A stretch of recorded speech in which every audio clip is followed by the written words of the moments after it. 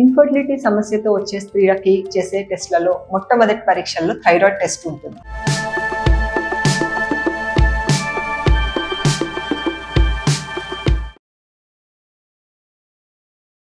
మన బాడీలో తయారయ్యే అన్ని హార్మోన్స్ లోకి థైరాయిడ్ హార్మోన్ అనేది చాలా ముఖ్యమైనది. శరీరంలో దాదాపు ప్రతి ఒక్క సెల్ పైన థైరాయిడ్ హార్మోన్ పనిచేస్తుంది. థైరాయిడ్ గ్లాండ్ పనితీరులో తేడా వచ్చినప్పుడు హైపోథైరాయిడిజం, హైపర్ థైరాయిడిజం, గాయిటర్ ఇటువంటి సమస్యలన్నీ రావచ్చు. హైపోథైరాయిడ్ అంటే థైరాయిడ్ హార్మోన్ తక్కువగా ఉందని.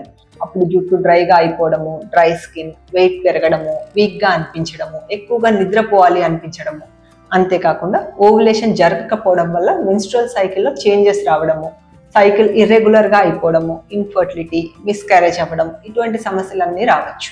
హైపర్ థైరాయిడిజం అంటే ఎక్కువ థైరాయిడ్ హార్మోన్ బ్లడ్లోకి రిలీజ్ అవుతుంది అన్నట్టు. దానివల్ల ఆపోజిట్గా బరువు తగ్గిపోవడము, చేతుల్లో ట్రెమర్స్ అంటే వణుకు, స్ట్రెస్గా అనిపించడము, టెన్స్గా అనిపించడము, నిద్ర పట్టకపోవడము, ఎక్కువగా పీరియడ్స్లో బ్లీడింగ్ అవ్వడము ఇవన్నీ జరగచ్చు. తర్వాత వీళ్ళకు కూడా ఇన్ఫర్టిలిటీ సమస్య ఉంటుంది. ఈ పైన చెప్పుకున్న సిమ్టమ్స్లో ఏమున్నా కూడా, అలాగే నెక్ స్వెల్లింగ్ కానీ, ఫ్యామిలీలో ఎవరికైనా థైరాయిడ్ సమస్య ఉన్నా, ఏమీ లేకపోయినా ఇన్ఫర్టిలిటీ సమస్య ఉన్నప్పుడు కూడా థైరాయిడ్ టెస్ట్ చేయించుకోవడం చాలా మంచిది. ఎందుకంటే ఈ ప్రాబ్లం అనేది పెద్దదే కానీ డయాగ్నోస్ చేయడం ఈజీ. జస్ట్ ఒక చిన్న టాబ్లెట్తో మనం దీన్ని కరెక్ట్ చేసుకోవచ్చు.